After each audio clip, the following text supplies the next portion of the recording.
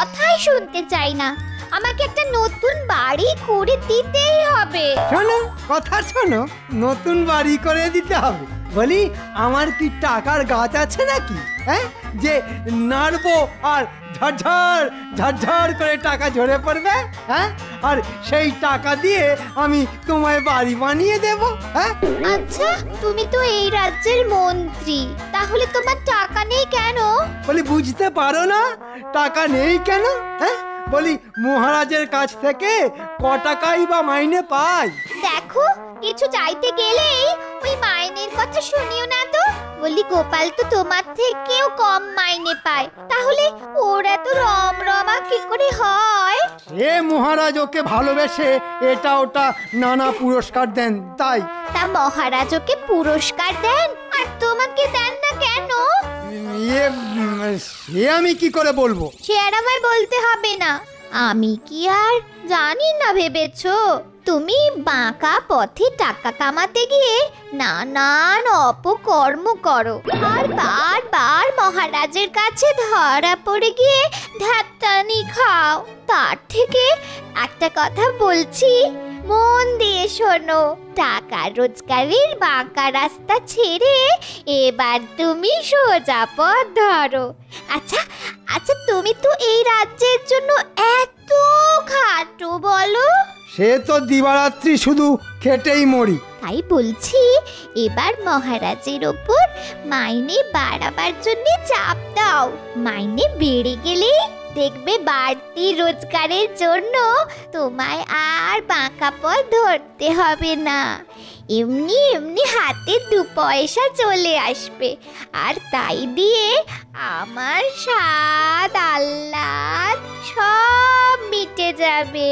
হ্যাঁ, মানে কথাটা তুমি মন্দ বলছো না, কিন্তু মহারাজ কি মাইনে বাড়াতে রাজি হবেন?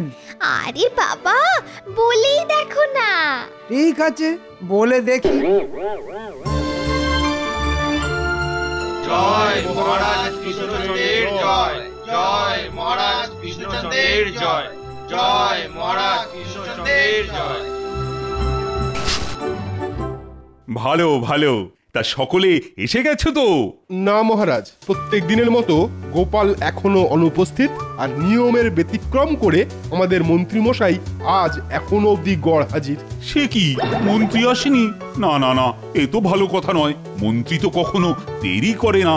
দেখুন গিয়ে, মন্ত্রী মশাইয়ের গায়ে হয়তো আবার ওই গোপালের হাওয়া লাগলো। কার গায়ে কার হাওয়া লাগলো সভাকবি? সভাকবি বলছে যে মন্ত্রীর গায়ে তোমার হাওয়া লেগেছে। ও মা, তাই নাকি? আচ্ছা সভাকবি, আমি আবার হাওয়া কল হলাম কবে থেকে যে আমার হাওয়া মন্ত্রীর গায়ে লেগেছে? আমি সে হাওয়ার কথা বলছি না, আমি বলছি তোমার অভ্যাসের দোষ মন্ত্রীর গায়ে লেগেছে। অভ্যাসের দোষ? ভালো ভালো, তা আমার কোন অভ্যাসটা সভাকবি? কেন, তুমি জানো না? ওই একটা দোষেই তো তুমি মরেছো, আর সেটা হচ্ছে রাজসভায় দেরি করে আসার দোষ। হে বাবা, এ কি বলছেন মহারাজ? আমি তো কখনো দেরি করি না, বরং বলতে পারেন সময় আমার থেকে খানিক আগে আগে দৌড়োয়। এটা কিন্তু দারুণ বলেছো গোপাল, সময় তোমার থেকে আগে আগে দৌড়ায়, কি মজার কথা। থাক থাক, আর গোপালের কথায় সাই দিয়ে দাঁত বের করে হাসতে হবে না। সেনাপতি, বলুন মহারাজ। যাও গিয়ে খোঁজ নিয়ে দেখে এসো মন্ত্রীর আবার শরীর টরীর খারাপ হলো কিনা। চিন্তা করবেন না মহারাজ, মন্ত্রী এখনো পটল তোলেনি, মানে তার পটল তোলার কোনো লক্ষণই আমার নজরে পড়েনি। এসব কি আবল তাবল বলছো বলো তো? না মানে, আজ বাজারে মন্ত্রী মশাইকে খুব ভালো দেখে তাজা তাজা পটল কিনতে দেখলাম তো, তাই বলছি। জানেন তো, যে পটল কেনে সে কিন্তু পট করে পটল তোলে না। ওই তো তাজা পটলের ঝোল খেয়ে মন্ত্রী মশাই কিরকম তাজা হয়ে চলে এসেছেন দেখুন। মহারাজ, আমাকে নিয়ে গোপালকে এইসব রসিকতা করতে বারণ করুন। ঠিক আছে ঠিক আছে, গোপাল, মন্ত্রীকে নিয়ে তোমার রসিকতা বন্ধ করো। আচ্ছা, মুখে কুলুপ দিলাম। তা মন্ত্রী, এবার তুমি বলো তো, আজ তোমার আসতে এত দেরি হলো কেন? কেন মহারাজ, আমার দেরি হলো বলে আপনি তার কারণ জানতে চাইছেন কেন? আরে এ আবার কি রকম কথা? দেরি হলে জিজ্ঞেস করব না? মহারাজ, গোপাল তো প্রায় প্রতিদিনই দেরি করে আসে, কই তাকে তো এত কারণ জিজ্ঞেস করতে চান না। সে তো দেরি করে এসেও ঠিকঠাক মাইনে পায়। এই মন্ত্রী, এত টেঁড়া বেঁকা কথা না বলে যা বলতে চাইছো পরিষ্কার করে বলো তো। মহারাজ, আমি এই রাজ্যের মন্ত্রী, সেজন্য সকলের থেকে আমার ওপর কাজের চাপও বেশি। তাই সময় মতো আসতে হলে আজ থেকে আমার মাইনে বাড়াতে হবে। মাইনে বাড়াতে হবে? কিন্তু বছরে তো একবার সকলেরই মাইনে বাড়ে। সে তো গোপালেরও বাড়ে। কাল থেকে আমার মাইনে না বাড়লে আমি আর সময় মতো রাজসভায় আসবো না, এই আমার সাফ কথা। তাহলে আমার সাফ কথা শুনে রাখো, তোমার অন্যায় জেদকে প্রশ্রয় দিতে গিয়ে আমিও তোমার মাইনে বাড়াবো না। তাতে তুমি তোমার যখন ইচ্ছে তখনই রাজসভায় আসতে পারো, তাতে আমার কিছুই যায় আসে না। আরে ছাড় ছাড় ছাড়, এমন করে হাত ধরে টানলে হাতের নড়া ছিঁড়ে যাবে যে। না না, তুমি যতই বলো না কেন, আজ তোমায় কিছুতেই ছাড়বো না।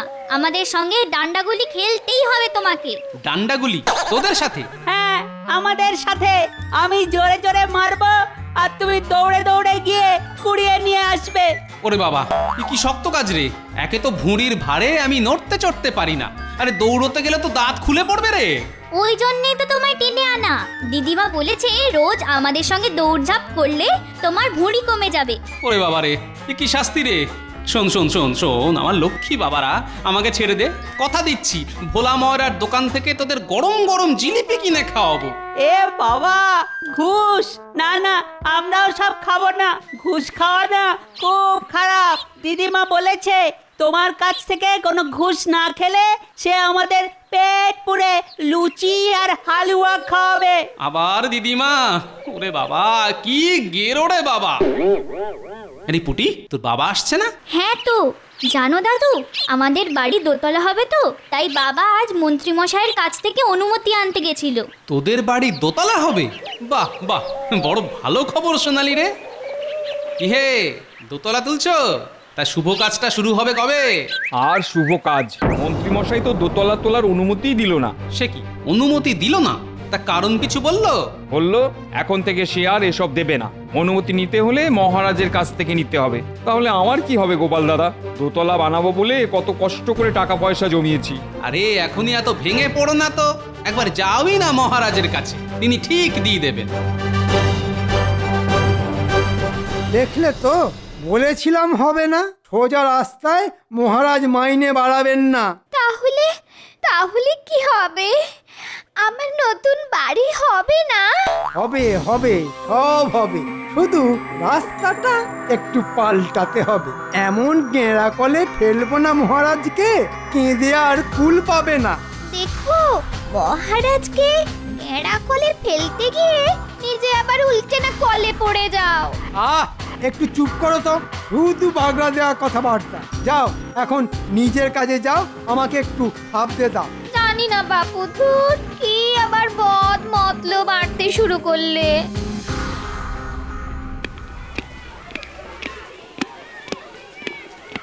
আরে বাস, রাজসভার সামনে এত লোকের লাইন কেন? সকলে কি চায়? না, ভেতরে কি দেখতে হচ্ছে?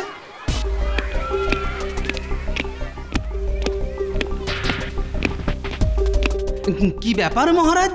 রাজসভার বাইরে এত লোকের লাইন কেন? কি চায় ওরা? চাই আমার মাথা আর মুন্ডু। শয়তানি, এই সমস্ত হচ্ছে মন্ত্রীর শয়তানি। মাইনে বাড়াবো না বলেছি বলে সব লোককে আমার পেছনে লেলিয়ে দিয়ে নিজের ডুব মেরে ঘরে বসে আছে। কেউ বাড়ি বানাবে, কেউ বাড়ির ওপর তলা তুলবে, কেউ নদীতে মাছ ধরবে, আর এদের সকলকে অনুমতি দিতে হবে আমায়। বলি, এসব কি আমার কাজ? এত লোকের আবেদন পত্রে স্বাক্ষর করতে করতে আমার যে আঙুলটাই বেঁকে যাবে। সে না হয় বুঝলাম, কিন্তু চায় কি ওরা? না, সে নাকি আর এসব করবে না, আর তার কথাতেই সকলে আমার কাছে চলে এসেছে। কিন্তু এতদিন তো এসব মন্ত্রী করতো। ঠিক আছে, ও যেমন আমার ওপর চাপ দিয়েছে, আমিও তেমন ওর ওপর উল্টো চাপ দেব। সকলকে আবার ওর বাড়িতেই ফেরত পাঠিয়ে দেব। যা হবার ওখানেই হবে। বুঝেছি, পুঁটির বাবা তাহলে ঠিক কথাই বলেছিল। ঠিক বেঠিক এসব বোঝার আমার দরকার নেই। আমি শুধু বুঝি চাপ দিলেই উল্টো চাপ দাও। সেনাপতি, আজ্ঞা করুন মহারাজ। বাইরে যারা দাঁড়িয়ে আছে তাদের সকলকে বলে দাও যে সকলে যেন আবার মন্ত্রীর কাছেই ফিরে যায়। মন্ত্রী ওদের যাবতীয় অনুমতি দেবে, আর এটাই আমার আদেশ। ঠিক আছে।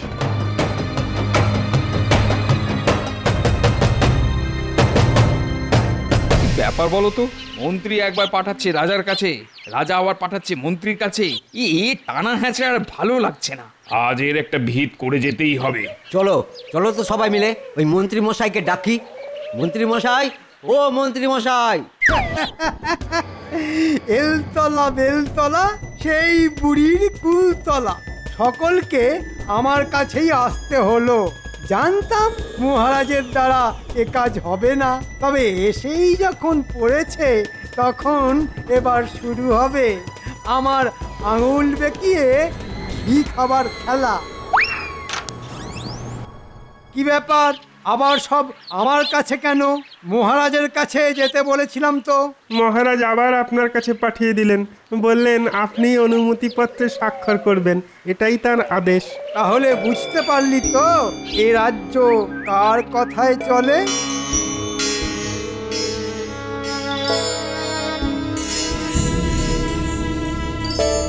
বল, তোর কিসের অনুমতি চাই? আগে এই নদীতে মাছ ধরার। ক বছরের জন্য? আগে 5 বছর। ঠিক আছে, দিয়ে দেব, তবে এর জন্যে আমায় খুশি করতে কিন্তু 500 টাকা দিতে হবে। কিন্তু সে কি 500 টাকা? হ্যাঁ, যে পুজোয় যা ফুল 500 দিতে রাজি থাকলে কাগজ বাড়িয়ে দে, স্বাক্ষর করে মোহরে ছাপ মেরে দিচ্ছি, না হলে মানে মানে কেটে পড়। না না, দেব দেব দেব। এবার তুই যা, পরের জনকে পাঠিয়ে দে।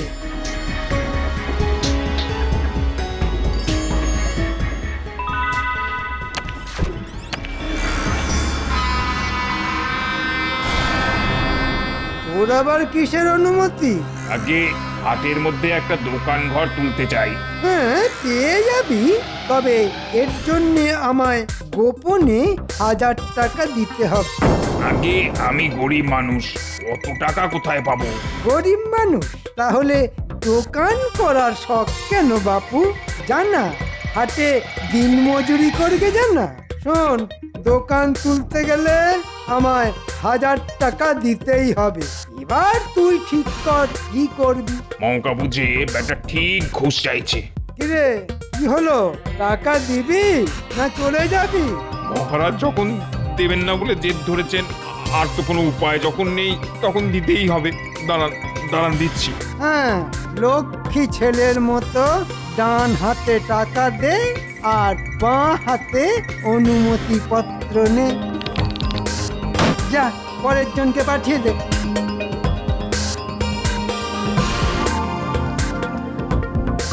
কিরে, তুই তো আগে এসেছিলি দোতলা বানাবি বলে। দে কাগজ দে, আর সেই সাথে আমার প্রণামী অতিরিক্ত 1000 টাকা। পারবো না মন্ত্রী মশাই, অত টাকা এখন আমার কাছে নেই। তা আমাকে দেবার মতো টাকা যেদিন থাকবে সেদিন না হয় অনুমতি নিয়ে যাবি। এখন যা যা যা, কাজ করতে দে, আমার কাজ করতে দে।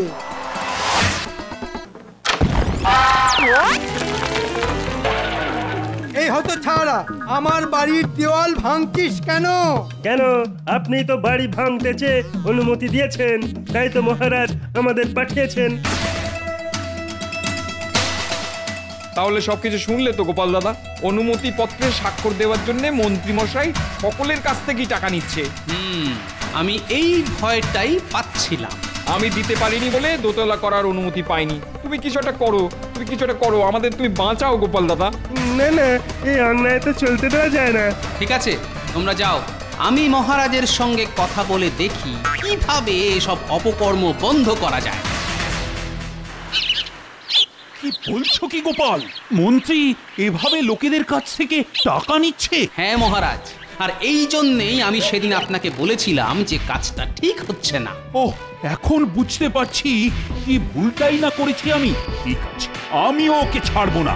আজই রাজসভায় ওর বিচার করে কঠিন শাস্তি দেব ওকে। তা যাদের কাছ থেকে মন্ত্রী ঘুষ নিয়েছে তারা সবাই সাক্ষী দিতে আসবে তো? কেন আসবে না মহারাজ? আপনি ডেকে পাঠালেই আসবে।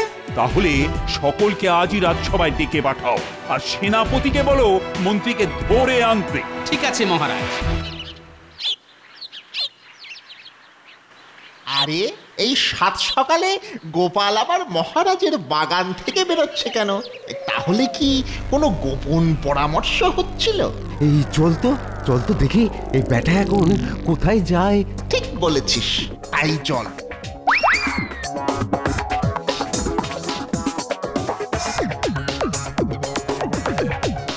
সেনাপতি মশাই, ঘুষ খাবার অপরাধে মন্ত্রীকে রাজসভায় ধরে আনতে হবে, এটাই মহারাজের আদেশ। ঠিক আছে।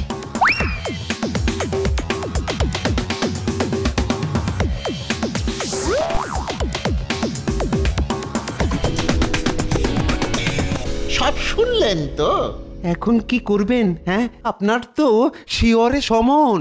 শোন, যারা যারা অনুমতি নিয়ে গেছে তাদের প্রত্যেকের বাড়ি গিয়ে বলবি, যদি রাজসভায় আমার বিরুদ্ধে সাক্ষী দিতে আসে তাহলে কিন্তু ফল খুব খারাপ হবে। আমরা এক্ষুনি যাচ্ছি। কি এমন ভয় দেখাবো না?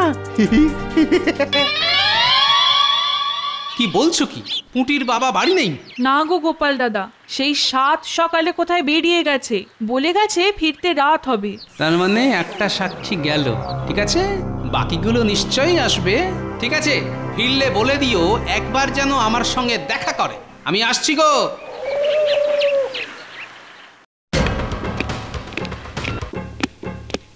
এটা কিরকম ব্যবহার মহারাজ? সেনাপতিকে পাঠিয়ে আমাকে ধরে আনবার কারণ? প্রজাদের কাছ থেকে ঘুষ খাবার অপরাধে আজ তোমার বিচার হবে।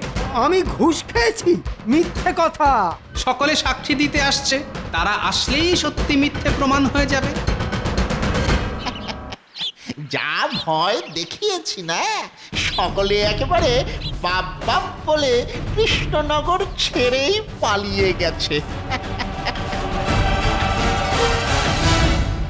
কি হলো গোপাল, সকাল গড়িয়ে বিকেল হয়ে গেল, একটা সাক্ষীও তো এলো না। আমি নিজে গিয়ে সকলকে বলে এসেছি, কেন এলো না সেটাই তো বুঝতে পারছি না। কারণ আমি ঘুষ খাইনি তাই।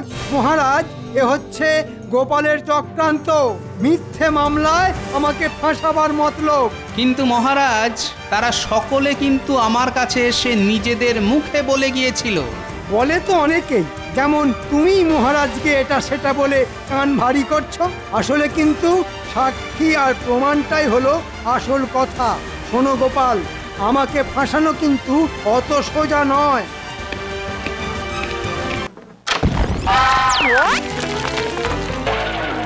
এই হতো ছাড়া, আমার বাড়ির দেওয়াল ভাঙছিস কেন? কেন?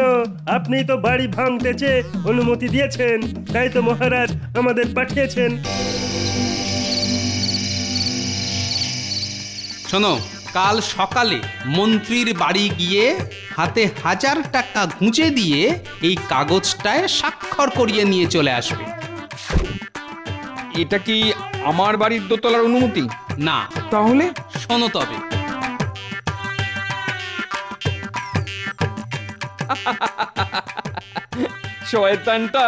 শয়তানটা এবার পড়বে কলে।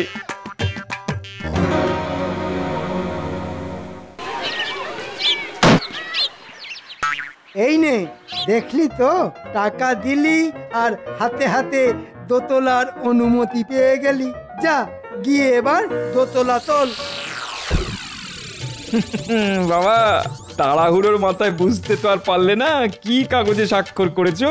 কাল সকালেই হরে হরে টের পাবে। ঘুষ খাওয়ার স্বাদ সারা জীবনের মতন ঘুচে যাবে।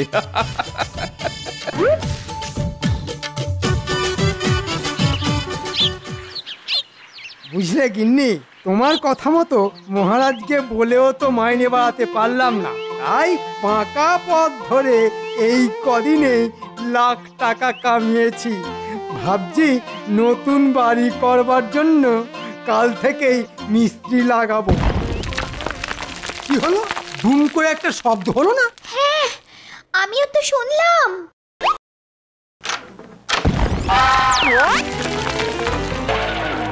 এই হতো ছাড়া, আমার বাড়ির দেওয়াল ভাঙছিস কেন? কেন, আপনি তো বাড়ি ভাঙতে চেয়ে অনুমতি দিয়েছেন, তাই তো মহারাজ আমাদের পাঠিয়েছেন আজকের মধ্যে এ বাড়ি ভেঙে একেবারে মাঠ করে দিতে হবে, এটাই তার আদেশ। সর্বনাশ করেছে, নিশ্চয় কিছু একটা গন্ডগোল হয়েছে। মহারাজ, আমার বাড়ি ভাঙতে বলেছেন কেন? আরে আমি কি আর নিজের ইচ্ছে বাড়ি ভাঙতে বলেছি নাকি? তুমি তো আমার কাছে একদিনের মধ্যে তোমার বাড়ি ভাঙার জন্য আবেদন করেছিলে। এই দেখুন সেই কাগজ। কই দেখি দেখি।